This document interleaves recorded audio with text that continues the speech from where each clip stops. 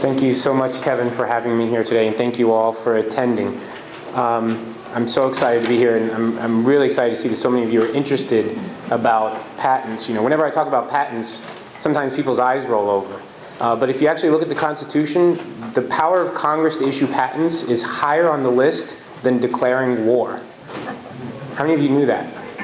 Higher on the list than establishing armies. Higher on the list than establishing a navy. Okay, it was pretty important to Congress. So, and I got into this because I have a technology background. I like to take all the things apart when I was a kid. I took my radio apart and I got yelled at because I just broke the brand new radio. But I like to learn things, and I think it's important that we encourage that entrepreneurial spirit.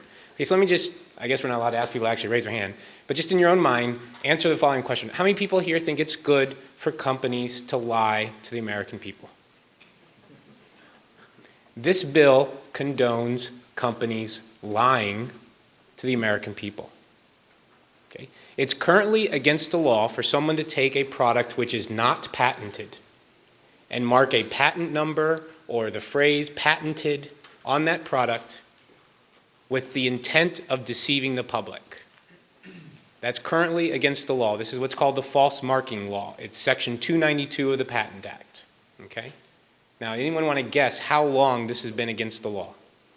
20 years. The Patent Act was passed in 1952, maybe 60 years. 170 years old. For 170 years, since 1842, it has been against the law for anyone to take an unpatented product, put patent on it or a patent number with the intent of deceiving the public. This is why I call it patent lying. It's not accidental mismarking. If a company accidentally put a patent on it, or it used to be patented and they just left it on by accident, that's not against the law.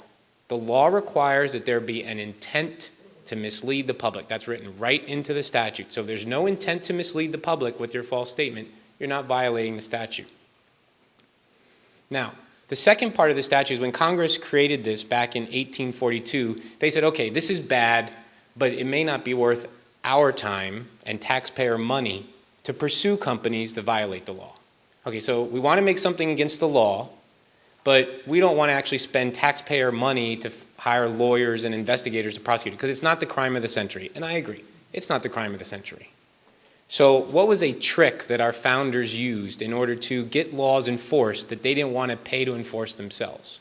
This is called qui tam, or in the name of the king. And what a qui tam law says is any American can bring a lawsuit against someone who's broken this law. And when the court awards a fine, if liability is found, if the lying was found, and the court awards a fine, we're going to share some of that money with the private citizen who brought the case, and then give a share of it to the government. Okay, some of you may have heard of the False Claims Act. That's an example of qui tam. This is a very old idea that our founders had. So the false marking statute has two sections. The first section says it's against the law to lie about your product being patented.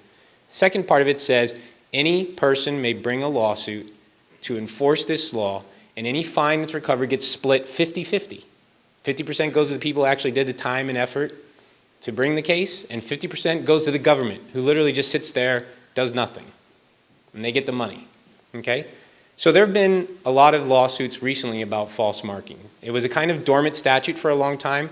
Part of that we can infer is because there's just been more patents, or there's been more people caring about patents, and so more people want to advertise their things about patents. Who knows? But there's been an increase in lawsuits, and this has driven a lot of companies to want to change the law to say only competitively injured people can bring the lawsuit, or only the government. Well, we all know the government's not going to bring these cases because we already know it's not worth their time and our taxpayer dollars. And competitors already have a cause of action under unfair competition in the Lanham Act to go after them, each other. And they rarely do because they don't want to throw stones when they live in a glass house. So the only meaningful way to ensure that the false marking statute is enforced is to allow third parties to bring these cases. Now, I'm a law professor at Cardozo Law School in New York. I also direct a nonprofit organization, and I readily admit I bring false marking cases. I sue companies that I think have lied to the American people. I've been called to my face, I'm a patent troll. I've been called, you're a slimy lawyer. Okay? I have no problem standing up and comparing myself, a lawyer who sues a company that I believe has lied to the American people, next to that company, and we'll let the judge decide. And in fact, yesterday I was on trial in a false marking case, and we will let the judge decide, literally, whether or not they lied or not. Okay? Now, some people said, well, a lot of these cases are being filed just because they find a product that has a patent number on it and the patent's expired. And that is a problem. I agree with that. There have been a lot of these cases filed without adequate basis to allege that there was an intent to mislead. But the courts have handled that.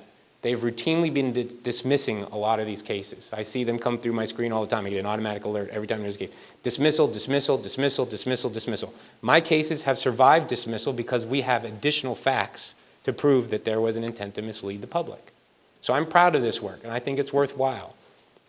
Now, the bill seeks to change the law in the way I described, to limit the number of people who can bring the case. So in effect, no one's ever going to bring these cases.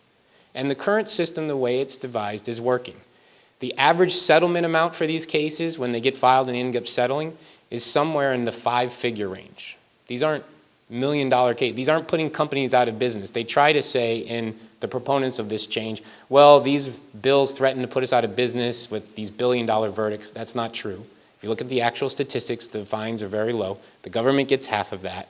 So it's not causing real economic harm to them.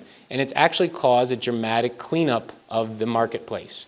There was a widespread false marking problem.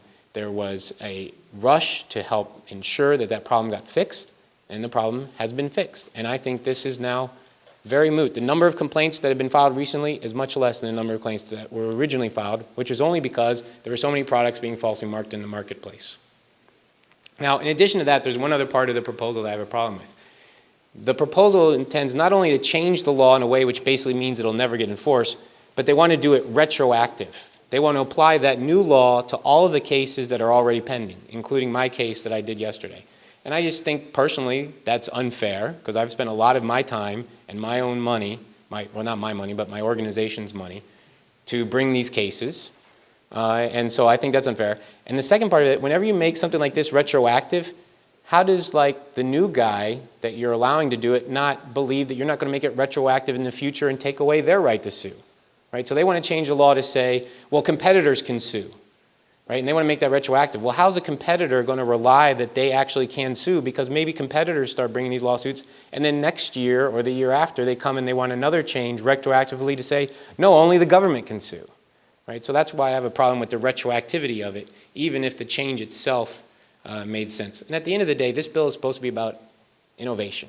It's supposed to be about invention. It's supposed to be about people tinkering and combining A with B.